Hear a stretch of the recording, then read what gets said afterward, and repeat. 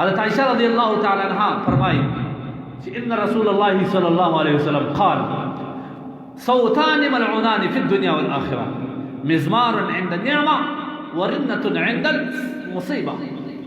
دعا آوازونه د الله په نيز ملعون دي، الله لعنت ور باندې ویلي دي، د الله رسول لعنت ور باندې ویلي دي.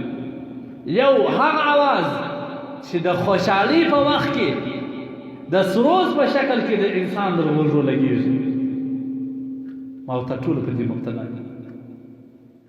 یو هغه आवाज چې د خوشحالي په وخت کې د انسان د ورځو سره لګیږي، او هغه فاسق د عشق څخه دک غزل د انسان په غوږ کې لګیږي. انسان د الله د قانون څخه اړي، د لمانځه څخه لرې کوي. یو دغه ملعون आवाज الله لعنت ور باندې ویلي په دنیا او آخرت کې. او بل چیز دی، او بل هغه आवाज ورنه عند المصیبه. رنه دې ته وکړي د عربو دا رواج یو څو ښځې د دې لپاره وي چې د چا په کور کې به غم وشو، دا ښځې بیا هلته په کرایه راوستې، هغه به په زوره چیغې وهلې، ځانونه به په لاسو باندې وهل، مخونه به په چپلاخ باندې وهل، پر دا سړي باندې به غم ښکاره کول. د الله رسول وایي د دې ښځو اواز ملعون دی د الله په نزد، د الله د رسول په نزد په دنیا او آخرت کې. په بل روایت کې د الله رسول څه فرمایي؟ لیس منا نه دی زما د امت څخه، وتلی دی زما د امت څخه، زه د قیامت په ورځ شفاعت نه کوم، زما امت نه دی. څوک دومره سخت ګناه کوي؟ لیس منا من ضرب الخدود وشق الجيوب ودعا بدعوة الجاهلیه.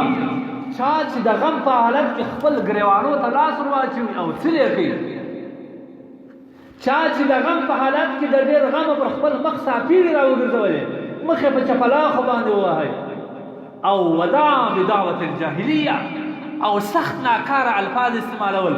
دا وایي چې الله دومره بندګان دي، سپین ږیري و عیبجن خلک وه، پر دې دې مرګ نه راوستي، زما پر کور دې مرګ راوستي. العیاذ بالله.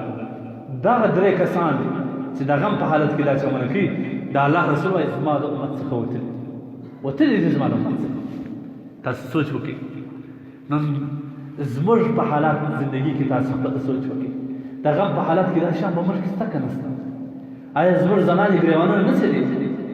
آیا زموږ زنانې مخونه په چاپېړو باندې نه وهي؟ آیا زموږ زنانې د خولې داسې ناوړه الفاظ نه راوځي چې هغه د کفري الفاظ دي؟ ولې اصلاح نه کوو؟ دا زموږ زنانې چې دا چمونه کوي، آیا دا د امت څخه وتلي نه دي؟ دا د الله د رسول صلی الله علیه وسلم د امت څخه وتلي نه دي؟ د دې شفاعت به د قیامت ورځ د الله رسول کوي؟ نه، ما ورته نه خبره دې څخه